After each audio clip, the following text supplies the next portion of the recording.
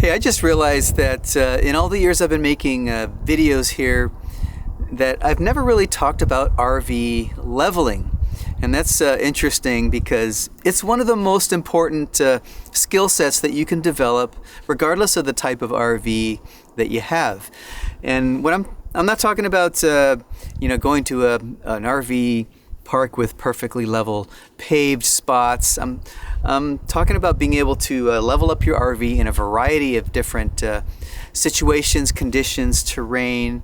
And these are things that you just kind of develop over the years when you encounter these situations and say, oh, that didn't work out.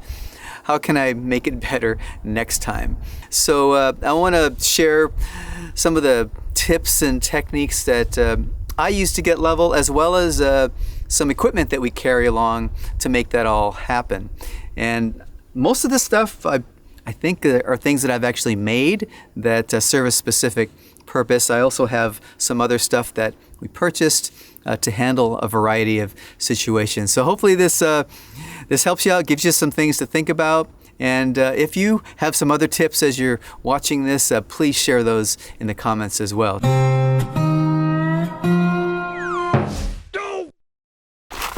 Now, obviously, one of the first things you want to do is try to find the most level spot as possible. Now, we are not on a completely level spot here, but I want it to be able to face sideways with this side facing south for our solar. So I did have some limitations. But what I try to do is to position my rear tires. Since I do have dualies, I want to not have to level those up as much. If I'm going to have to lift anything or level something more significantly, I'd rather have that be on the front of the RV that has a single tire and has a little bit more flexibility for how I can raise it and level that out. So that's my first starting point, is to find that high point that I'm going to need to bring the rest of the RV up to. And I want that high point to be on the rear tires. Now in this spot, I'm in a pretty good situation where my front tire and my rear tire are fairly level from front to back. Now what's happening though is the passenger side is a little bit lower. So what I need to do is be able to bring the right side up to meet the left side. But this is a pretty good spot in my opinion, because I only have to level up one side of the RV and just basically brace the left side, keep it nice and stable. You can see here on the driver's side front, I have just about 3 fingers of clearance here from the wheel well to the top of the tire. And you can tell that it's kind of leaning on the left-hand side a little bit. Now let's go look at the right side. Now on the passenger side here, we've got about twice as much spacing between the top of the tire and the wheel well here. We're at about 6 fingers. I like to use my fingers as a quick gauge. It works out pretty well. And I also want to point out that the tire is still on the ground. Now the same is true here on the rear tires on the passenger side. This is the low side. We're at about 6 fingers worth of clearance here on the top of the tire. And of course the tires are still on the ground, which is what we want. Now you don't want to create a situation where your hydraulic or electric lift is actually lifting your tire off the ground. You want to maintain contact with the ground for all 4 corners of your RV and your tires. It just creates a much more stable and safer setup. Now I've seen people that just put their jacks all the way up, and it may actually lift the tire off the ground. And I don't suggest that you do that. I don't do that. It just doesn't seem like a very safe setup, especially if you are in a slanted or uneven terrain. You don't know what's going to happen that could actually move your RV off the jacks, because it's just not as well supported if all these tires are on the ground. What do you do if it is slanted enough where you do have to go up a little bit higher than your jacks will handle? These stackable blocks work really well for being able to get your wheel off the ground a little bit. You can just kind of make these little ramps that you can roll up on and get the clearance that you need. Now, another thing that I've used in the past with our Class C is just these tri-level ramps where you can just roll up on them. There's a lot of different things like this. Now I carry a set of these. They're pretty easy to store. I store them above my my generator. It's just a nice spot where I can fit all this in there. But I primarily use these for the rear dualies in case I ever need to jack them up, because you don't want to do just one of the two dualies. If you are lifting your dually tires, you want to also make sure that you're lifting both of them at the same time and not just one.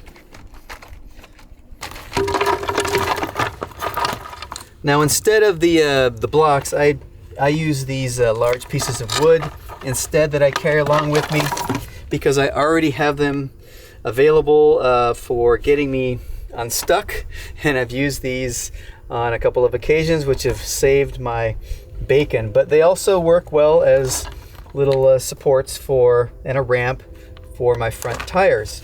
I can position them in front of the tire with the little bevel here on the front, basically like this, and then easily drive up on them. And I have all this room to get situated, as opposed to a smaller space that you know, I have to center it on the block. So this is what I primarily use. It's about 2.5 inches by 8 inches, perfect for one of these tires. Now, what I primarily use this for is for my recovery in case I ever get stuck. I can put 2 of these under my rear dualies, and if I'm in a hole or something, I'm able to get out and get unstuck, and it has actually saved me a couple times. So I didn't always have these up until about 5 years ago, when I did get the RV stuck pretty good and pretty much got myself in a pickle. Brian, no! And as digging out, I was having a rough time. Somebody saw me and brought over a big old thick piece of wood like this, a little wider, and it was the difference of me getting out of this situation myself or having to get pulled out by a tow truck or something like that. So after that, I went home and I had this kind of like a 4x8 piece of wood that was long, and I cut it in half this way and decided to make these. And now I carry these with me all the time, and they've already saved me from getting unstuck a couple different times. So very useful to have, just like some recovery gear if you have like off-road vehicles and whatever. And to make it easier to tow these around, I just got a piece of sheet metal here, drilled a couple holes, some rope, and a little 1/2 inch PVC pipe here. Screwed those in, makes a great handle for moving these things around. Now, an upgrade that I do need to be aware of when I'm leveling on the Class A here is to make sure my airbags don't get overextended. I did install front and rear airbags just to cushion our ride when we went up to Alaska, and it's helped quite a bit when we're on just really bad roads. But if I am lifting the tire or the wheel off the ground and that just kind of starts to spread the axle down from the chassis, that can stretch out the airbag as well and potentially cause damage to it. So just be aware of that and look at the specs and the manufacturer's recommendation. If you do have airbags, make sure that you don't extend them too much, and that could also apply to when you take it to the garage or something and it goes up on a lift, you know, how long that front axle can actually hang there. All right, now if you are in a situation where you have to get your wheel off the ground and you have that blocked up, you're also going to need to block and raise your the level for your jacks as well. So this is what I'm using for these. Again, I got a little handle, a couple pieces of wood. I have it glued nailed together, and that works pretty well. Now I have another piece that I can add to the top of this if I need it to go up a little bit higher. And this is an important piece too, this piece of plywood here. What I found is that because you look at terrain like this, it's very rocky, and if you have this setting on, you know, some rocks or whatever, with the weight of the RV, it can actually crack this wood in half. So I added the piece of plywood on the bottom. It gives it a little bit bigger base, and it also keeps the wood together, so it's not going to split or crack under the weight of the RV. So this works really, really well. I have one on each side. And I also use these not just for, you know, bringing it up to the level of the tire. It's a good idea to actually block your jacks, especially the front ones here, which are smaller. They have a smaller footprint than the rear ones, which we'll look at in a minute. And you know, it just gives them more support, and you don't have to extend your jacks all the way, which helps prolong the life of your jacks and gives it more stability.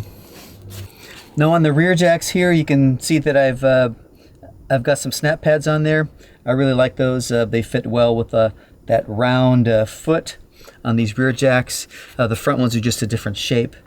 But what I can do if I need to is also put some blocking underneath here if for some reason I need to bring the back up a little bit more. Typically, like I said, I try to keep the rear dualies on the ground all the time if possible.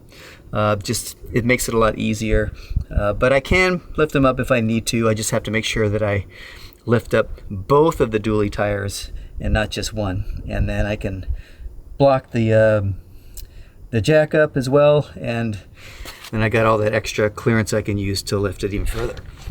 Now I also carry a couple of pieces of plywood like this. Now I just slide this under one of the totes in our storage bin. These are just 1/2 inch treated plywood. They're about, I don't know, 18 inches by 24 inches. And these are used for basically parking in on softer surfaces like sand, soft dirt. If you think there's going to be some rain and it's going to get muddy, the front feet on the front jacks are just going to just sink right into that soft surface and not be a good situation. So I'll set this on the ground first and then put the blocks and jacks on top of this. Now you can also use this to just roll your front tires on if you're also in a situation like that, especially like if you're on sand or something like that. Just put these underneath, roll on top of them, and it gives you a much more stable base to start your leveling. So I keep 2 of these and you know, store them just in my compartment. They're big enough to fit in that storage bay.